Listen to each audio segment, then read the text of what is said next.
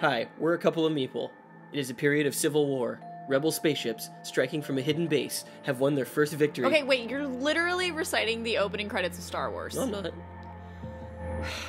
Okay, today we're looking at Star Realms, the galaxy-spanning deck-building game that bears more than a passing likeness to Ascension, another game we've reviewed on this channel. Wait, we are? So, Star Realms is designed by the folks who helped create Ascension, Chronicle of the Godslayer, for Gary Games, which is now Stoneblade Entertainment. And a couple of the folks on that team actually spun off and created a new company that designed Star Realms, which is what we're here reviewing. A lot of the design is the same.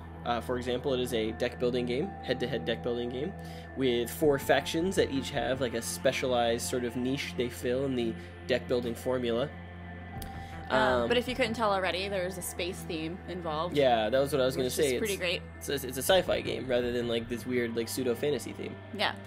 Which is actually what attracted me to it, both the Ascension pedigree and the sci-fi theme, which I thought was cool. Because pew pew pew. Actually, I have a little like, I don't know if this is gonna come through on the mic, but pretty great. Yeah, we that's a prop that we add when we play the game because it doesn't come with the game. Sorry, I actually got that little thing in Tokyo, so good luck finding it. It's the perfect laser noise, though. But whenever you attack the other player, it's pretty great to like pick up that little thing and just go pew pew pew. And it shines like a blinding red light in your face. Oh, blinding! It's pretty blinding. But yeah, super fun. Just like Star Realms. I know. It's super fun. But it has some differences to Ascension, and some of those differences are sort of the way the game is made up. First of all, it's a PvP game, like a direct PvP game. It's not about points at the end. Each player starts with what's called authority, which is sort of like their life, but it's sort of, I guess, a representation of their power that they extend throughout this like galaxy and universe. And you start with 50 authority, and the first player to have their authority reduced to 0 loses the game, which means you can attack other players to make them lose authority. F the authority. Well, F the other player's authority. It's a cool idea. There's also cards in this game, so they do come in 4 factions. There are cards in this game, really? So.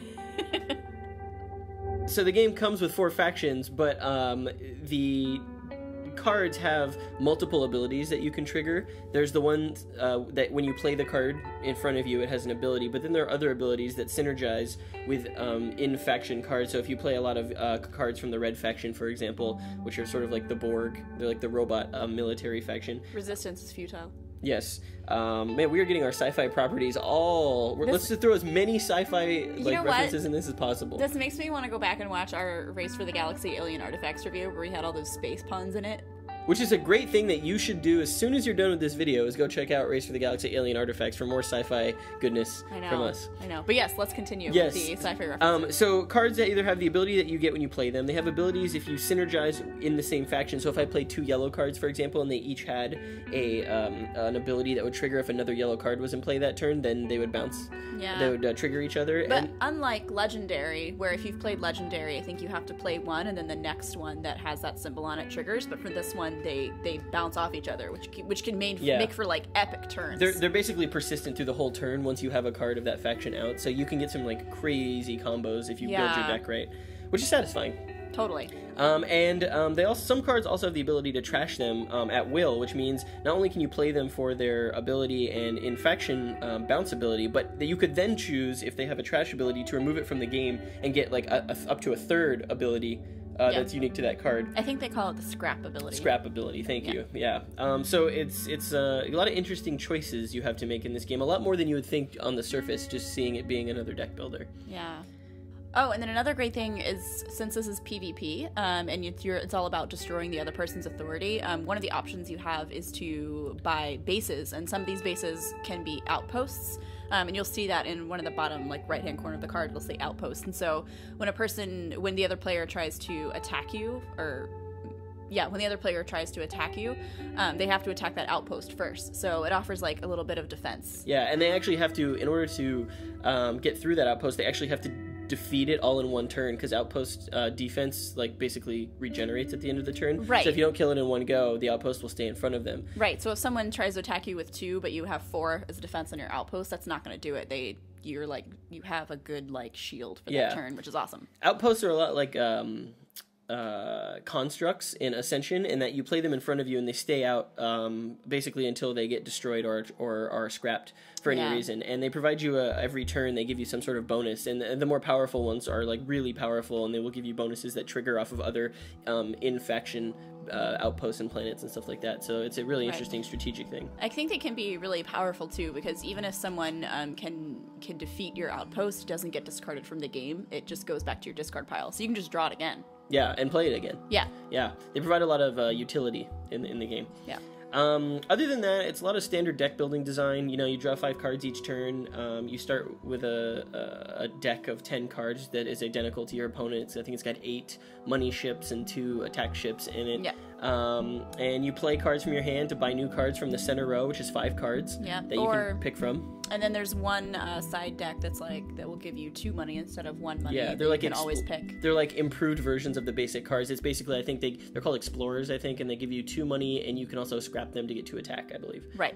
Which makes them actually, unlike other deck builders where you sort of stop buying the always available cards like later in the game, the explorers are actually really useful, even in the late game, because you can scrap them, which takes them out of your deck, which is what you want to do 2 damage, which I think is really a really nice design decision. Agreed. You want to talk about the factions? Sure. So there's 4 of them. The yellow faction primarily gives you more money and drawing abilities, like draw 1 card, that kind of thing. The blue faction actually helps you heal points. So this game is all about getting your opponent's authority down to 0, but the blue cards help you gain authority, which can be really powerful. And some of the cards even give you like 4 authority back in a turn, which is pretty insane, because sometimes the most damage you can do in a turn is like 3 or 4. So I find it incredibly infuriating to play against someone who has a really great blue deck. Yeah, and thematically they kind of represent like the government, and so like when you play their ships, it's sort of like you're patrolling space, and they give you back some of your empire's authority in the galaxy, which I think is cool. Right. There's also the red faction, which they're like the robots. Right, and they like attack frequently and hard too. Yeah, and they help you cull your deck too. Right. Their synergies allow you to remove cards that you don't want. Right. Yeah. Once you start getting some red cards out, you can get rid of those base cards, and then just all the cards you're playing play off each other. It can be pretty devastating. And then the green ones, the green faction actually... The blobs. they are the blobs. They actually have the best names, I think, in the entire game.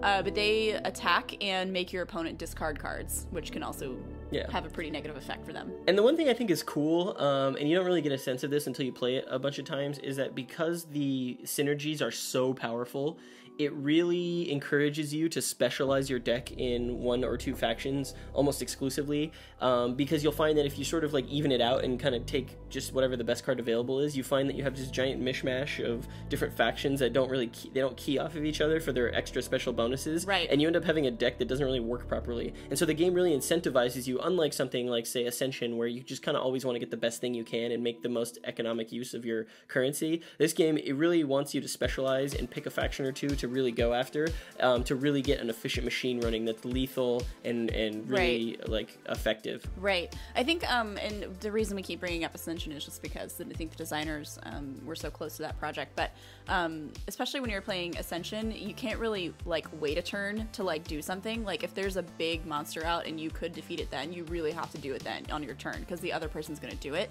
Whereas with this game, we've played it quite a few times where we'll be maybe halfway through the game, and then we'll take one of those turns where you like maybe just get one of those cards that makes your currency ships a little bit higher and skip what's in the middle, and that's okay, and that's totally fine, and it's not like devastating to your like strategy for winning or whatever. Yeah, for sure. The game also comes with rules for if you buy a second set of the game, you can actually combine the decks and play like all these different variants that come in the rules. There's like a co-op raid where it's like co-op against an AI. There's like multi-team battles against each other and stuff like that. We are not going to talk about that because this channel obviously is primarily a 2-player channel, and all of those optional co-op and multi-team modes require more than 2 players. So this probably not the review to look on that. We're really looking at the scope of this game just from the 2-player head-to-head perspective that you get when you buy one copy of the game out of the box. Yeah. So, great segue, actually. Do you want to get into the review? Yes. What do you like about it? It's cheap. This game is $15, and it's fantastic. Like, $15 for this kind of game, for as the many times as we've played it and how different the outcomes have been every time we've played it, like, huge bang for your buck. Probably one of the best value to gameplay time games that I've ever gotten. And cheap as a deck builder. I mean, there's so many deck building games out there right now, and like with so many different like cards, and like it comes with all these like crazy like boxes and everything. But this comes in like a very like compact box, and like straight away you're like you get the rules and you're playing within 5 minutes. The rules are literally one fold-up piece of paper, double-sided fold-up piece of paper. Yeah, and that includes all the extra options for the other types of games you could possibly play with a second set. Yeah, so it's a really slim design, not a lot of fat on the design of the game, and obviously they've taken a lot of inspiration from previous deck builders, so it's not doing anything radically different and new, and you'll be up and playing really quickly and understand how to play the game very quickly, especially if you've played Ascension. I would say you could probably play this game without having to read the rules almost. If you've played Ascension before, it's that close, minus one or two things. Yes, it is cheap. It is quick to play, high replayability.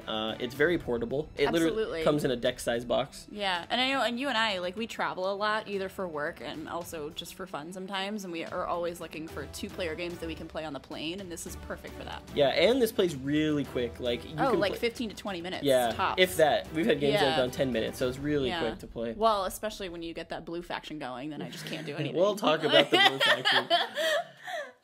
It's fun that it's competitive. I actually really like the theme, like we talked about. I like the whole design of the theme, the art direction, and just the way that the mechanics are sort of supposed to represent the sci-fi universe. I really like the art.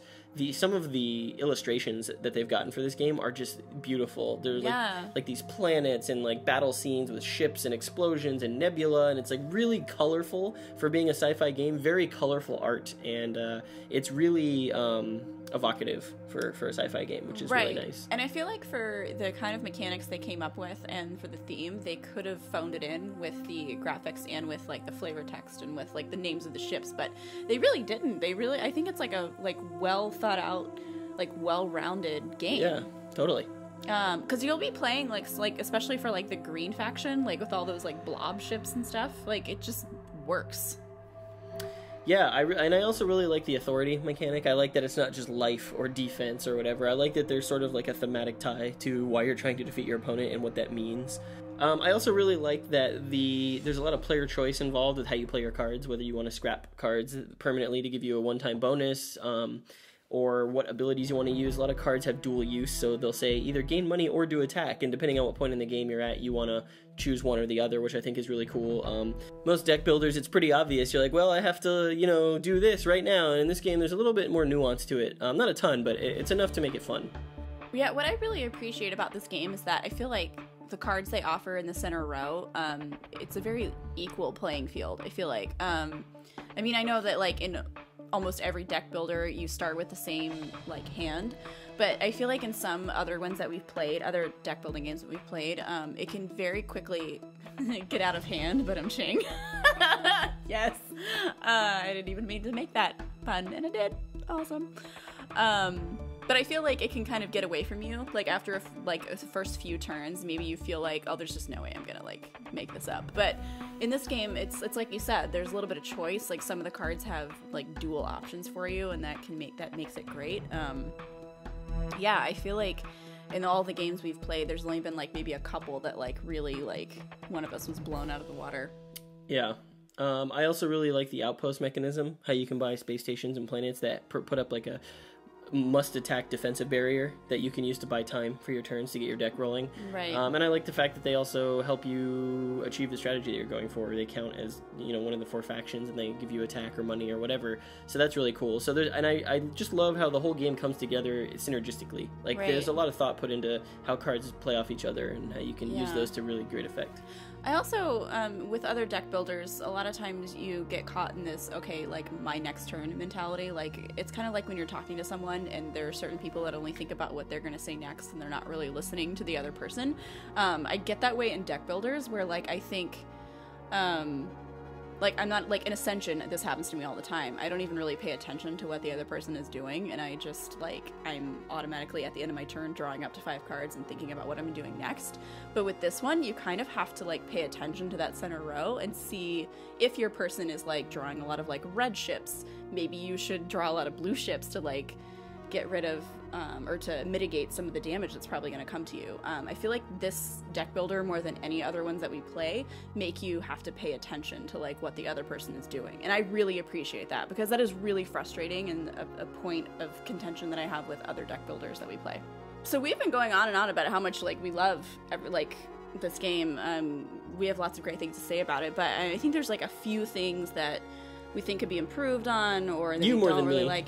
Yeah, for some reason, this is just a small thing, and I'm sure this is, like, a balancing thing, and they talked about this, like, a lot and, like, figured it out, but the first player has a disadvantage, which is that you draw on the first turn. On the first turn, the first player only draws 3 cards instead of 5, and I think that's to offset, like, they can't, like, straight up buy, like, a pretty, like, crazy ship and then, you know, right away. Like, I understand the reasoning for it, but it just seems kind of OP, and I feel like the second player can just, like, I don't know, I just feel like it favors the second player, which I understand why it's there, but I feel like it's just too much. I don't know. I actually personally think it's pretty balanced. We've played a bunch of games where we've both gone first and not gone first, and I know I've won most of our games. So I don't think it necessarily... I think it's probably pretty balanced. You only get 3 cards on your first turn if you go first, so you can't just swipe the best card out there immediately, kind of thing, for having first choice, right? Yeah, fair enough. Fair enough. I guess maybe I just don't like it when I am the first player, well, which is, like, really first. dumb. Anyway, the other thing is that this game, like... I'm laughing because it's just absurd. I got so mad. You raged harder at this game than any game we've played. And like nearly table flipped because... Usually I'm the table flipping, rage quitting guy when we play games, and you're just like the... I'm just like, all right, yeah, like, I'm gonna lose, for whatever reason. For some reason, this game makes me angry. Like, okay, maybe this game doesn't make me angry. That's not, like, an appropriate way to put it. But, like, something in this game, like, draws out, like, the rage beast in me. And, like, there was this one time we played when he got this crazy, like, blue synergy going where he had... And the thing is you're not limited to 50 authority. You can go over. So when he was adding authority, I was like at 78 authority. He had 78 authority, and I think he was just and he had like a couple like red cards like sprinkled in. So like I was losing a lot of authority, and he was gaining a lot of authority, and I was like, what the F is this S? Like, I am done. Like, I was so upset. We learned real quick that if one player monopolizes the blue cards, it's going to be real tough to defeat them, because the blue cards are probably the best cards in the game. Yeah, like so it's usually a fight. If a bunch of blue cards are in the center, it's a fight to who can grab the most of them to like stop the other player from getting them. Right, and I think that one particular game, like, it was pretty early when we started playing, and I did not realize how powerful the combos could be. But I do think, like, looking back on it, like, if I had started drafting a lot of red cards to counteract your like blue faction, then I could have done as much damage as you were adding back authority. But that one game was like so like frustrating. It made me so mad. That was as angry as I've ever seen you playing a game. I know. Together. I don't know what it was. So would you say that blue is unbalanced? No, because I think the red, I think someone could equally say this for the red as far as dealing out damage. So I don't think it's really fair. Just let it be a lesson that if there's blue ships and bases on the table, that you both need to go after them. Otherwise, the game's going to swing wildly towards one player or the other. Yeah. My only problem with the game is that it comes in a paper tuck box. What is a tuck box? A tuck box is like a deck box. It's like a folded box that you put cards in, basically. It's a deck builder game. I know, but tell me another deck builder game that comes in a tuck box. All right, but they're not $15. Well, that's true, and obviously that keeps the price down. But The thing is I'm not a big fan of paper tuck boxes because they don't stand up to any sort of wear and tear. I did notice that you put it in a... I put it in an Ultra Pro, plastic deck box. Whatever. Like, some people aren't going to care that, and they don't care, they don't keep their boxes, but, like, I am, like, a collectible whore. Well, also, we are probably going to take this on trips with us, so we would want it to be a little bit more substantial. Well, that's the thing, right? Like, it's a portable game, and it's really good for travel, and so the box that it comes in is not going to stand up for very long, just by nature of it's a paper tuck box. So I understand why it comes in that box. You don't need anything else to store it, and I know that I sound like a hypocrite because in other games, I'm like, well, this card game came in a tin. Why couldn't it have come in a tuck box? Right? So I understand that I sound like a huge hypocrite right now, but no, I could it have come in like a tiny regular box? You know, like thicker. You come in a tiny regular box. Could it have come in like a bit thicker cardboard box that was still the same size, but just something that held up to wear and tear better? I hear you. I mean, so if you don't care about that, then you're not going to care about that complaint. And I don't put too much weight behind it either, like myself, even though I'm bringing it up. But something to be aware of, because I know people like to take care of their things, me included, and that tuck box is not going to last very long if you throw that game into a suitcase or a bag or whatever. It's very true. I appreciate that you usually bring up the whole thing about components and how they fit, because I don't really give a crap. That's the joy of board gaming to me. It's like board games are like things that you play with, you know, with your hands and stuff and your senses. I understand. It's important that stuff is done well. And that that's why Splendor was so fun. And that you can like store it in like a good way. Yeah. So yeah, and the one other thing I was going to add, this is neither good nor bad, but just something I'm curious about is I really hope they expand this game. I would love to see more cards added, more mechanics, more factions. I think that would be really cool. I think the game is really solid as a core set, and I don't think it needs an expansion, but if they decided to do one, I would be really excited. Fun. Yeah. Yeah. I'd be really excited. Like if they added like a purple expansion and it had like a whole new thing to it. Yeah. I would love that. I think what I would say is to anyone who maybe have seen this, like maybe it was on their like new releases section of their like local game store, and they thought like, oh, another deck builder, oh, it's a space theme. Like, seriously, give it a shot, because like that's exactly what I thought when I picked it up, and I was completely wrong. Like this is actually like starting to become one of my favorite games. Yeah. So totally. Yeah, I give it 2 out of 2. I give it 2. That's no moon. It's a space station. Out of 2. That's no moon. It's a space station. I give it 2 out of 2, and that's a perfect score, folks, from a couple of meeple. Dropping the mic. We're out. Resistance is futile.